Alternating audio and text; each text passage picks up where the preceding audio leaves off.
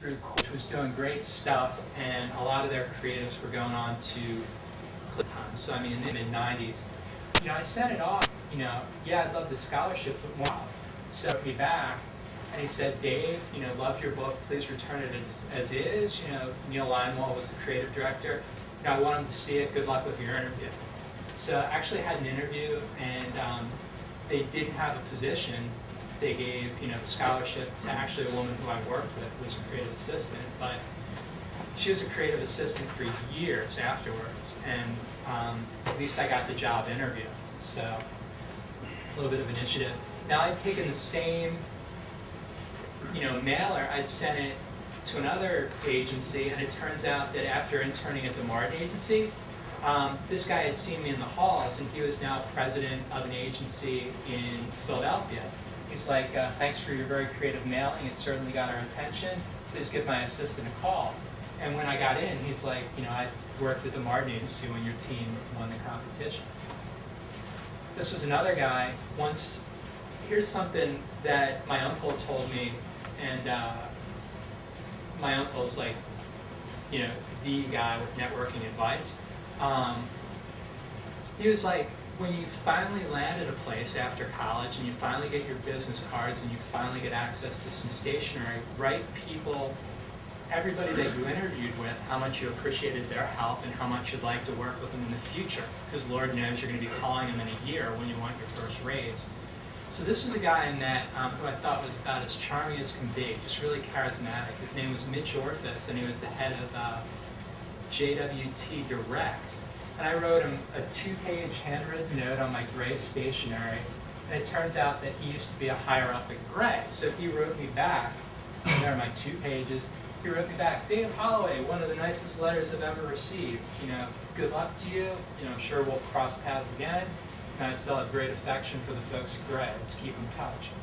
And we have. But that's, that's the way you make friends. Once again, a little more asking for what you want. Are you guys familiar with Sal DeVito? Mm-hmm. Marina's, yeah. One of our students, actually doesn't work there, but was offered a job with him. Yeah. Can you describe Sal for me? I've never met him, but he's my impression is he's pretty gruff. Yeah, Sal probably comes up to about here on me. He's very Napoleonic, obviously.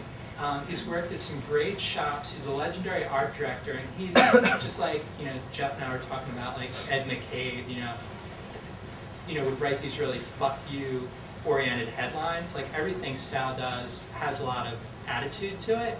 His agency it's small and it's got that like real New York grit.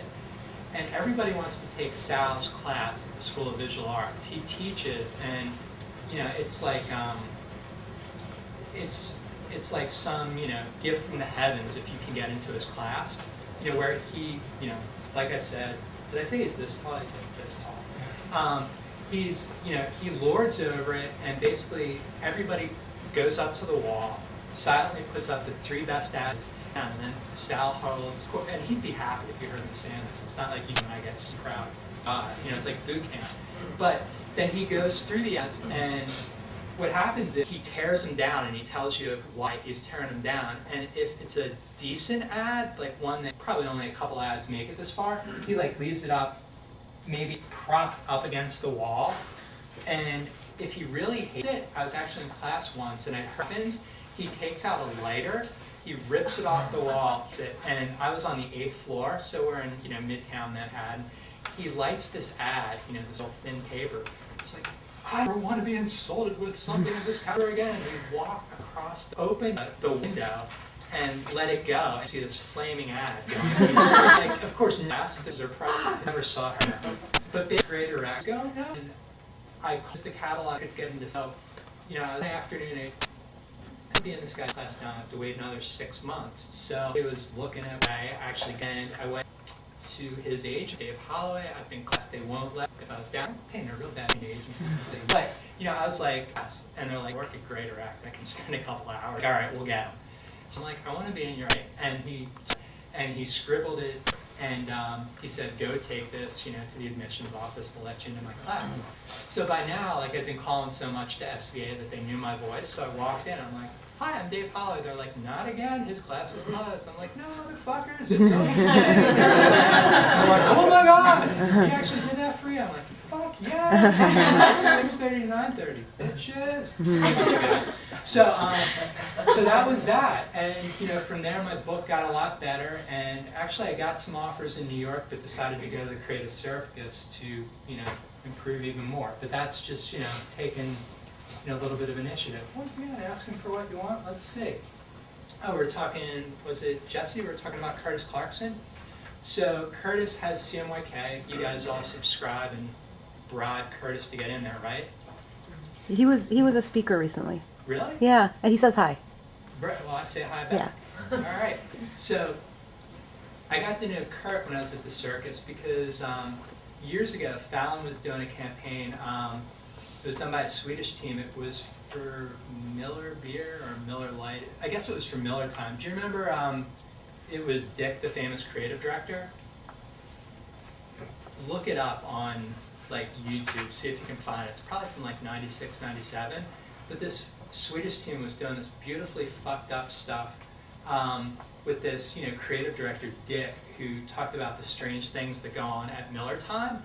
And they asked one student from each of the portfolio schools to, write about, what they thought of, the ads that Dick and Fallon were doing. So everybody else, like, from Miami Ad School or VCU, did this real theoretical, sort of treatise on why these ads worked or didn't work.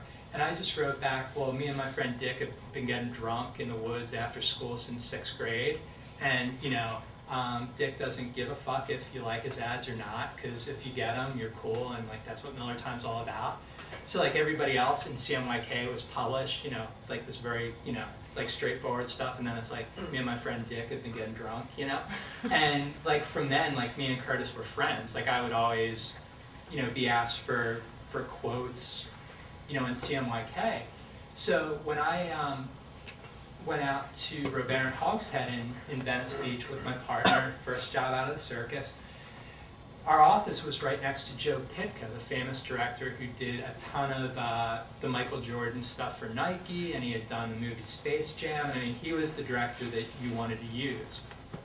And huge basketball fan. This guy looks like an ogre. He's like 6'4" and just massive, and just that sort of person.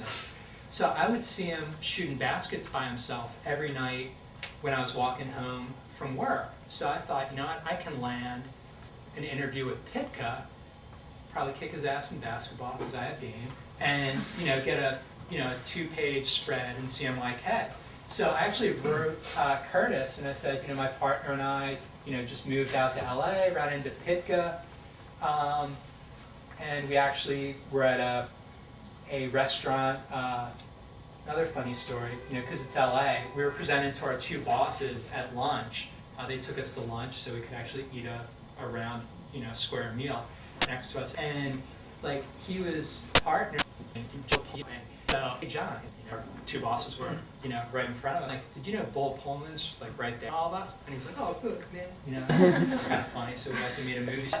Basically, I wrote this note to Kurt. I was like, listen, I could get you an interview. If you get me an interview with Pytka, or you two guys together, I'll give you 2 pages in the magazine. So this is, I think I've probably written like 7 or 8 articles for CMYK over the years. So